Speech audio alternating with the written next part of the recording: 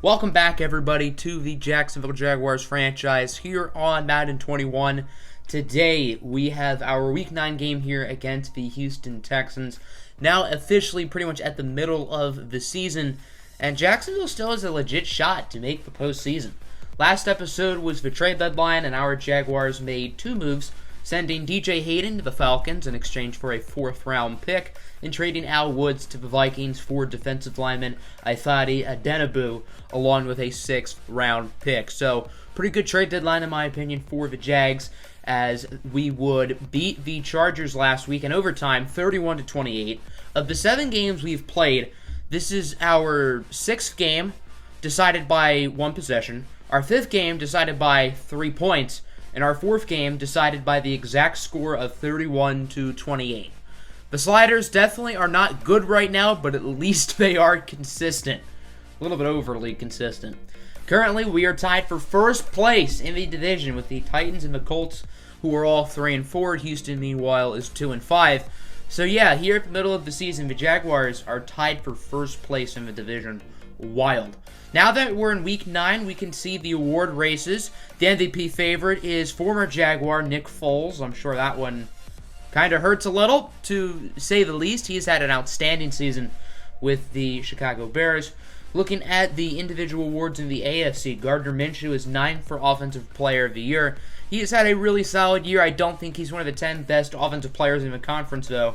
Myles Jack, an 8th for Defensive Player of the Year. I think Myles Jack's been our best player, head to toe, this season. I don't think he's been the best defensive player in the conference, but I do think he's had a very good year. Looking at the Rookie of the Year, Laviska Shenault was like 5th for Offensive Rookie of the Year. I don't know why I didn't show it. C.J. Henderson is 8th for Defensive Rookie of the Year. No Kayvon Chason. That's not too surprising since Chason's played like 4 games this year. And C.J. Henderson has not been great so far in his young NFL career.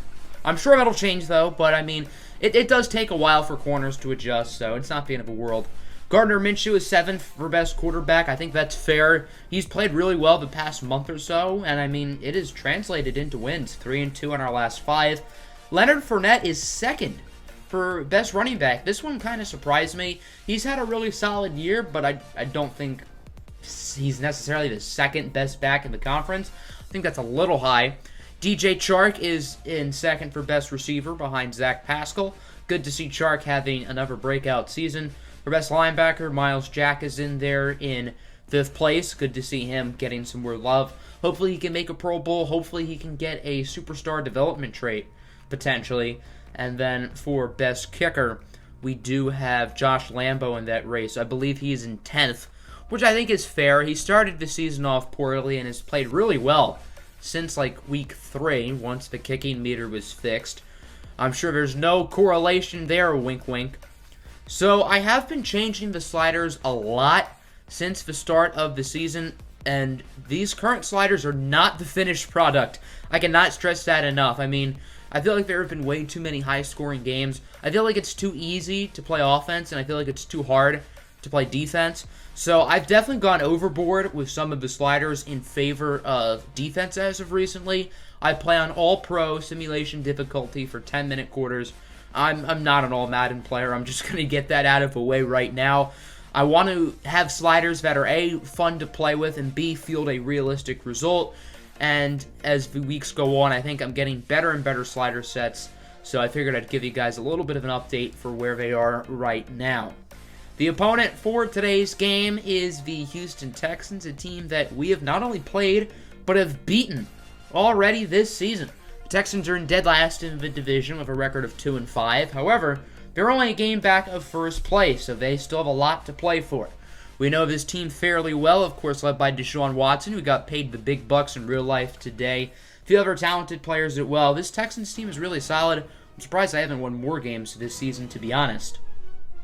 Let's get this game underway. Week 9 here at TIAA Bank Field in Duval County, Jacksonville, Florida, as the 2-5 Houston Texans play the 3-4 Jacksonville Jaguars in a game that has a lot of implications for who could be in first place at the division after this week.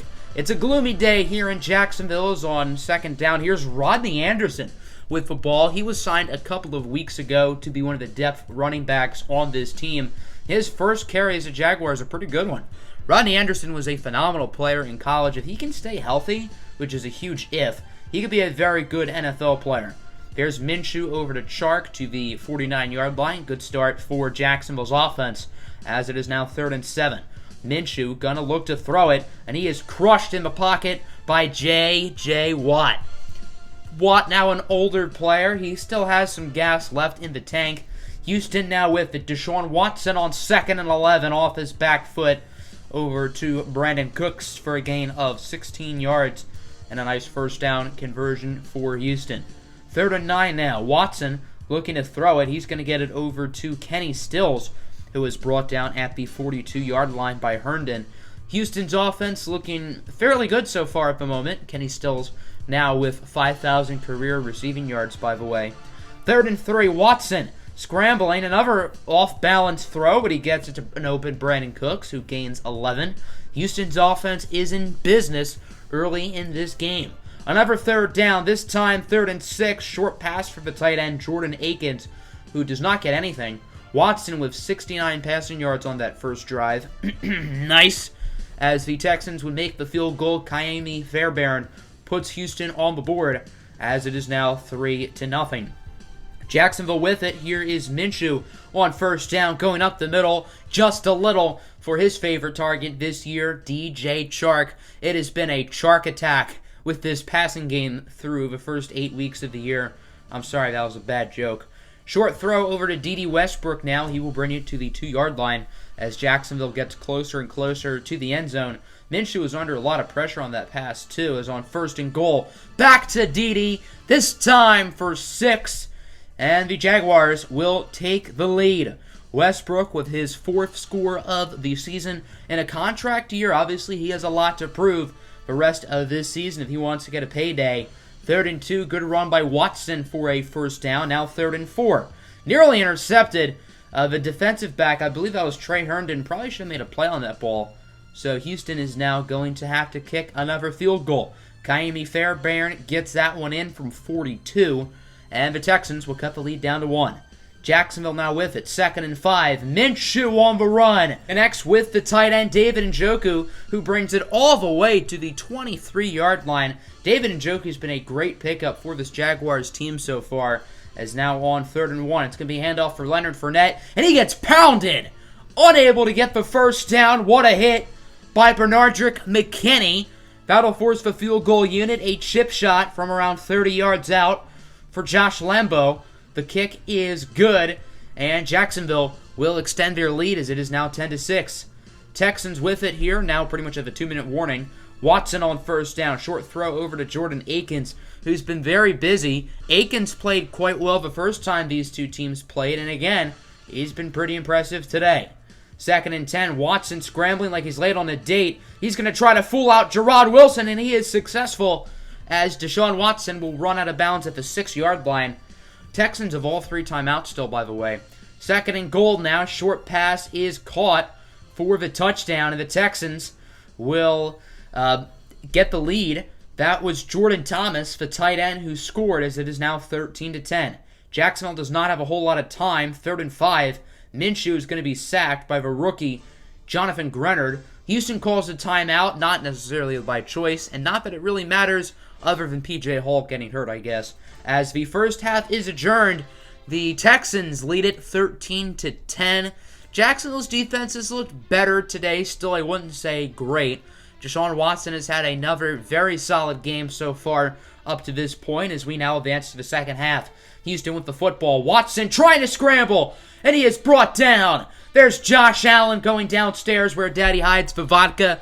Obviously, it was a very slow start to the season for Josh Allen, but he has really picked it up. 2nd and 13, strip sack. Joe Schobert forces the ball out. A Houston offensive lineman picks it up, but still, back-to-back sacks for the Jaguars, who did not have a single sack in the first half. 3rd and 9, Minshew trying to get it to D.D. Westbrook. It is incomplete. Very quick 3-and-out for the Jacksonville offense. Houston with it now. 3rd and 10. Watson going up the middle just a little. Nice first down. Gain of 21 for the Texans. They will keep the football moving. It's Jordan Akins once again with the reception. 3rd and 5. Watson now gets it to Kenny Stills, who brings it inside the 30 to the 27. As the intermediate passing game continues to kill Jacksonville, it has killed them all season, and today has been, well, no different. 2nd and 3, Deshaun Watson, short throw over to David Johnson, who gets absolutely pounded by Ronnie Harrison. He does get the first down, so that's really all that matters. Now 1st and goal. Handoff for Johnson, untouched like weekend homework for the score. And the Houston Texans will make it a 2-score lead as it's now 20-10. Jacksonville with it. Minshew on 2nd down. Gonna roll out, and he connects with DJ Chark for a first down. He brings it past midfield to around the 46 for a gain of 27 yards. Now 2nd and 12. It's going to be a toss for Leonard Fournette. It's been a rough day in this one for Leonard Fournette as he loses another yard on that play. As it is once again Bernardrick McKinney with a pretty big tackle. 3rd and 13 now. Minshew trying to get it to Njoku. Excellent play by Njoku to lay out for the football. Tough throw for Gardner Minshew, but it is completed. 3rd and 1 now. Handoff for Leonard Fournette, and again he is stopped. J.J. Watt with the play as Leonard Fournette has 13 rushing yards, and we are in the 4th quarter. By the way, it has been a rough day for Leonard Fournette, as I'm sure the Fournette fantasy owners aren't too pleased. Lambeau would proceed to make the field goal. It's now a 1-score game, 20-13, as Watson hands it off for David Johnson, and he gets lit up in the backfield by Joe Schobert. Schobert has had an outstanding game today, by the way. Regardless if Jacksonville wins or loses, he's getting the game ball. 3rd and 12, over to David Johnson, who does not get the first down. Huge tackle for the Jacksonville defense. Rashawn Melvin is there. So now the Jags have a chance to drive down the field and potentially tie this game up. Gardner Minshew on 2nd down over to David Njoku, who will fall out of bounds for a nice gain of 16 yards. 2nd and 5 now for 43, under 6 minutes to go. Minshew under pressure, looking to throw it, and his pass is overthrown and intercepted. Bradley Roby with the play. You can't spell intercepted without the D. Looked like he was trying to get it to Chark. The throw was off-balanced, and Bradley Roby was at the right place at the right time. Minshew has not thrown an interception since, week 4 or something. He's been very efficient these last, 3 games. There's a nice play by Kenny Stills as the Texans are trying to drive down the field, potentially put the dagger on this football game. 2nd and 6. Watson is sacked again. Josh Allen with his 2nd QB takedown of the game. He currently has 5.5 sacks on the season, so he is projected to finish with 11. That's actually quite a high sack total. 3rd and 13. Watson gets it over to Brandon Cooks for a gain of 23, bringing it to the 7. Now 3rd and goal at the 4. 2-minute warning. Watson looking to throw it. He's going to scramble it himself for a Houston Texans touchdown. Unlike the last time these two teams played, Watson does not fumble it rushing into the end zone. And Houston is now up by 2 scores. Jacksonville kind of needs a miracle if they want to stay alive. It's Gardner Minshew.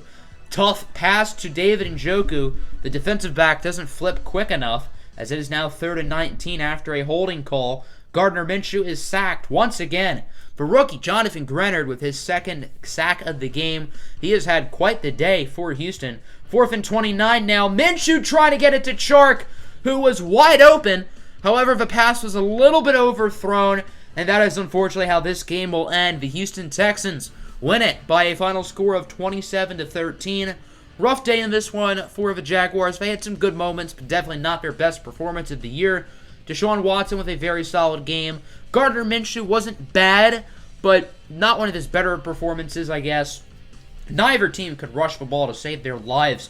David Johnson struggled. Leonard Fournette averaged 2 yards a carry in this game. Jordan Akins with 11 receptions. He was very busy. Jacksonville's leading receiver was David Njoku, who nearly had 100 yards. Solid day in this one for DJ Chark along with Dede Westbrook. Once again, Jacksonville's, at least their pass blocking, was quite good today. The only Texan to get a sack in this one was Jonathan Grenard. Obviously, the run blocking was not phenomenal, but oh well. Josh Allen with 2 sacks. Joe Schobert with a strip sack. So that'll end today's episode. Cam Robinson is going to be healthy now. Joe Schobert ended up winning AFC Defensive Player of the Week, which I think is well-deserved. 13 tackles, 3 for a loss, a sack, and a fumble force. He played very well in this game. I believe that is our first player of the week all season. So, apparently, as you can see, the Titans and Colts both lost. So now, entering the second half of the year, we have a 4-way tie for first place in the division. Everybody is 3-5. This division's going to be pandemonium. Hope you guys enjoyed and are ready for the next episode. Peace out.